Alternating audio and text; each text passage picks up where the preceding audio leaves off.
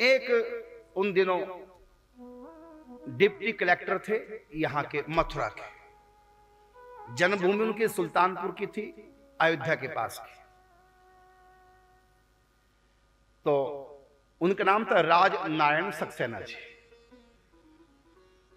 तो ड्यूटी जब उनकी यहां आई, डिप्टी कलेक्टर थे, तो यहां अच्छा लगा उनको, संतों से मिलके दर्शन करते, मंदिरों में जाके, बड़े धार्मिक थे, रिश्वत बिल्कुल नहीं लेते, इतनी बड़ी पोस्ट पे थे, चाहते तो करोड़पति बन जाए यदि बेईमानी हो, रिश्वत ले, लेकिन कभी किसी से कोई रिश्वत नहीं। और जब भी कोई मिनिस्टर आता, चाहे स्टेट का मिनिस्टर हो, चाहे सेंट्रल का मिनिस्टर हो, कोई भी मंत्री आता यहां,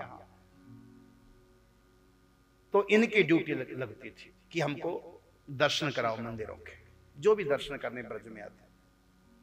और जब कोई उत्सव होता, मेला होता, तो सारी व्यवस्था इन्हीं के पास रहती थी। तो इनका जीवन ऐसा था एकदम, मैंने कहा ना कि धर्म ते वीरति योग ते ज्ञाना, ज्ञान मोक्ष प्रद वेद बखाना। धर्म पुरु के यदि हम अपना जीवन जिएंगे तो वैराग्य होगा और भगवान में मन लगेगा। ये धर्म का फल है। धर्म ते वीरति मतलब धर्म पुरु का आप अपने गृहस्थ जीवन को जियो, अंत में गृहस्थ से मन हट जाएगा। धर्म पूर्वक पैसा कमाओ, धर्म पूर्वक खर्च करो, अंत में पैसे से मन हट जाएगा।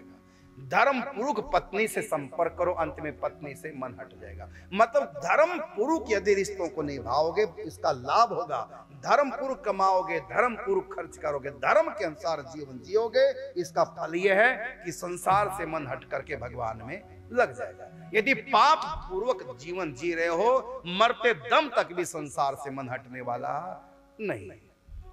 तो सक्सेना जी का मन संसार से हट गया। ये धर्म का फल। इतनी बड़ी पोस्ट पे रहकर उन्होंने कभी रिश्वत नहीं ली, नहीं तो बिना रिश्वत को हम जानते, हम भुगत भोगी है। किशोर सिंह जी हमको बताता है, बिना रिश्वत के कोई काम करने को तैयार है, इतना बुरा हाल है। लेकिन इस व्यक्ति ने, सक्सेना जी ने, कभी किसी से रिश्वत नहीं, जो भी काम आया तुरंत कर दिया, ना चक्कर लगवाए। पहले तो आज के अधिकारी पहले खूब चक्कर लगवाए, खूब तंग करेंगे, लास्ट में फिर पैसा लेकर काम करेंगे। ये स्थिति है आज की। लेकिन इन्होंने धर्म पूर्वक आचरण किया, उसी का फल हुआ। इनको था कि यदि मेरी यहां से ट्रांसफर हो गई तो मैं नौकरी छोड़ दूंगा, लेकिन ब्रज से बाहर नहीं जाऊंगा और कहीं नहीं जाऊंगा ब्रज को छोड़कर।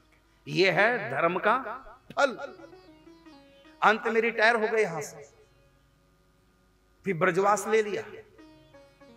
राधा रानी के प्रति उनका मातृभाव था, क्योंकि वो अयोध्या के पास के रहने वाले थे। तो अयोध्या में तो सीता जी को माता कहते हैं, सीता माता।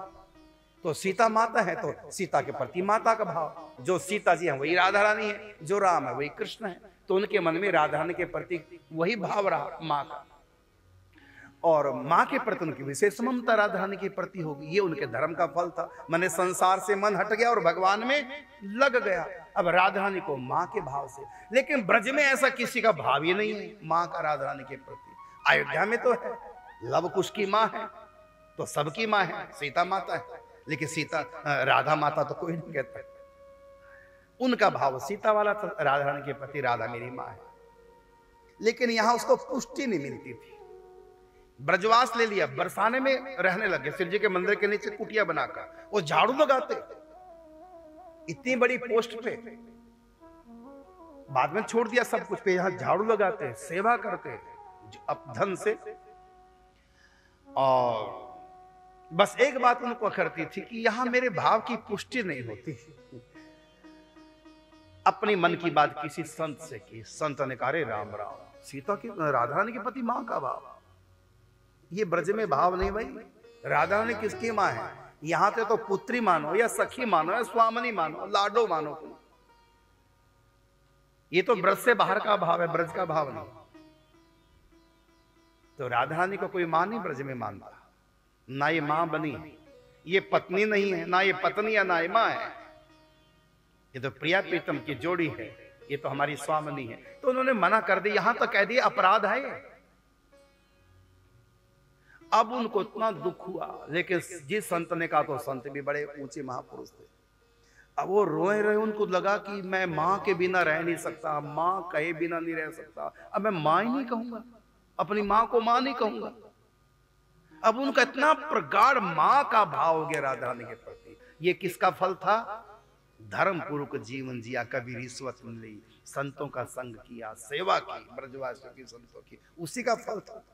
कि सीता वाला भाव राधा में, क्योंकि राधा सीता दो तो है नहीं, वही है। अब उनको लगा कि यदि मैं मां कहूंगा राधा रानी को तो संत की अवज्ञा हो जाएगी, यदि संत की बात मानूं तो मैं मां के बिना कैसे रह पाऊंगा, मैं मां नहीं कहूंगा, अपनी मां को मां नहीं कहूंगा। बड़ा दुख हुआ। फिर वो पंडित जी के पास, बरसाने से आए पंडित जी के पास गोवर्धन में दानघाट, रो रो करके उन्होंने अपने चित्त की स्थिति का वर्णन किया। उनके रोने से पंडित जी बड़े प्रभावित हुए, कितना इनका लगाव है राधा रानी के प्रति। तो अपने चित्त की स्थिति निवेदन की, अब मैं क्या करूं, मैं अपनी मां को मां ना कहूं, मेरी मां है राधा, और कहा कि तो अपराध कर रहे हो, तो मेरे प्राण छटपटा रहे, अब मैं क्या करूं। तो पंडित जी ने कहा ठीक है, ब्रज में ऐसा भाव नहीं, लेकिन भगवान तो होनी को अनहोनी और अनहोनी को होनी कर सकते हैं, वो तो कुछ भी भाव जोड़ लो, तेरे मेरे नाते अनेक मानिए जो भावे। भले ब्रज में भाव नहीं है, लेकिन कोई बात नहीं, आपका सुकृत है जो आपके मन में भाव जगा है, तो कोई नहीं, आप राधा रानी को मां कह, कोई दोष नहीं। तो उन्होंने कहा आप लिख करके दे दो मेरे को। ऐसा क्यों कहा उन्होंने, लिख कर दे दो पंडित जी को? इसलिए कहा कि कोई भी संत टोकेगा जब मैं मां कहूंगा तो मैं तुरंत कह दूंगा देखो लिखा हुआ पंडित जी ने कहा है, और पंडित जी की बात को कोई टाल ही नहीं पाएगा। यदि मैं मौखिक रूप से कहूंगा तो कोई विश्वास नहीं कर पाएगा, इसलिए कहा कि आप लिख कर दे दो। तो पंडित जी ने कहा ठीक है। तो पंडित जी ने लिख करके दे दिया, लिख दिया क्या कि कोई दोष नहीं लगेगा, तुम राधा रानी के प्रति तुम्हारा मातृभाव है वही भाव रखो, कोई दोष नहीं लगेगा, ये हम कह रहे हैं। और लिख दिया, और जो ही लिखा तो उनके हाथ में लगे देने पंडित जी में आवेश आ गया।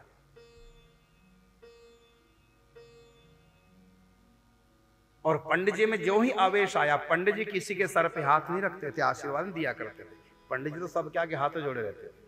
पंडित जी में आवेश आ गया, उस आवेश में पंडित जी ने सर पे हाथ रखा और कहा जाओ तुमको राधा रानी मां के रूप में मिलेगी मिलेगी मिलेगी। वो इतने प्रसन्न हुए, अब उनका समाधान हो चुका था, आशीर्वाद भी संत का मिल चुका था। और आज जब गए वापिस अपने कुटिया में, रात्रि को सो रहे थे, स्वयं उनके सामने राधा रानी प्रकट हो गई, और राधा रानी के साथ धाम प्रकट हो गया।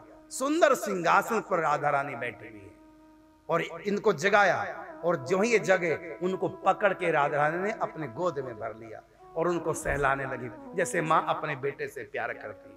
उनका सर अपने गोद में लेकर के पीठ पे हाथ फेरे, पुचकारे, प्यार करे, माँ के रूप में राधा रानी मिल गई।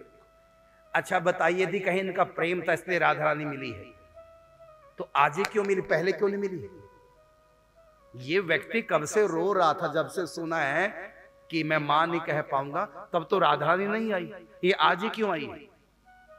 जानते हो, एक गुरु की आज्ञा हुई, एक संत की वचन हुआ, ये महिमा गुरुओं की, संतों की। यदि कहो कि हम पालेंगे भगवान को, तो इन्होंने क्यों नहीं पाया पहले राधा रानी को? पहले भी तो रो रहे थे, और अब तो सो रहे थे। जब रो रहे थे राधा रानी नहीं आई, और जब सो रहे अब आ गई बिना रोए। ये किसका प्रभाव था? यह है संत कृपा, बाबा की, पंडित जी की कृपा। आवेश में कह दिया कोई बात नहीं, कोई दोष नहीं, तुम मां का, तो मां कहा ही नहीं, मां आ गई, मां बन के राधा रानी आ गई, और उनको पकड़ के गोद में समेट लिया, सर पे हाथ फेराए राधा रानी, कभी पीठ पे हाथ फेराए, उनको चुप कराए, चूमे, हृदय से लगाए, इतना प्रेम मां बन करके राधा रानी ने प्रेम किया। सदा के लिए राधा रानी ने अपना बना लिया।